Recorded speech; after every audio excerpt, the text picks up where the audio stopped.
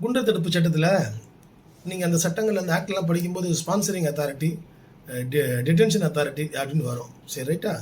இப்போது இதில் முக்கியமான கேள்வி, இந்த குண்டர் தடுப்பு சட்டத்தில் முக்கியமான கேள்வி எழுவது வந்து பார்த்தீங்கன்னா, உதாரணத்துக்கு ஒரு சில வழக்குகளையே பார்ப்போம். அந்த வழக்கில் பார்த்தீங்கன்னா, ஒரு நபர் அவர் மீது வந்து சங்கிலி பறிப்பு வழக்குகள் சில இருக்கின்றன, சில கொலை வழக்குகளும் இருக்கின்றன. சரி, அப்போது நீதிமன்றங்கள் பார்த்தீங்கன்னா அந்த நபருக்கு வந்து அப்ஜெக்ஷன் இருந்த போதிலும் ஜாமீன் வந்து அளிக்கிறது. ரைட், அவர் பிணையில் வருகிறார். சரியா, பிணை கொடுக்கப்படுகிறது. இப்போது டிடென்ஷன் அத்தாரிட்டி கிட்ட ஸ்பான்சரிங் அத்தாரிட்டி, யார் ஸ்பான்சரிங் அத்தாரிட்டினா போலீஸ்.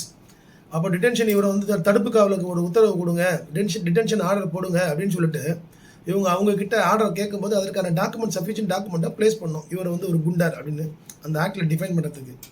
அப்போது குற்றம் சாட்டப்பட்ட நபர் இருக்கார் இல்லையா, அவர் பெற்ற அந்த ஜாமீன் மனுக்கள், அதன் மீது இருக்கக்கூடிய உத்தரவுகள், அது அத்தனையுமே வந்து ஆவணங்களாக அங்கே முன்னிலைப்படுத்த வேண்டும்.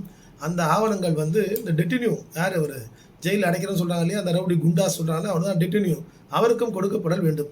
அப்படி அந்த ஆவணங்களை வந்து சமர்ப்பிக்க தவறினால் ஸ்பான்சரிங் அத்தாரிட்டி போலீஸ் வந்து அந்த பெயில் அப்ளிகேஷன்ஸு, அந்த பெயில் ஆர்டர்ஸு, அதெல்லாம் வந்து வைட்டல் டாக்குமெண்ட்டுன்னே சொல்கிறாங்க சுப்ரீம் கோர்ட் வரைக்கும். அந்த ஆவணங்களை கொடுக்க தவறும் பட்சத்தில் அந்த குண்டர் தடுப்பு காவல் வந்து HCPயில் வந்து ரத்து செய்யப்படும்.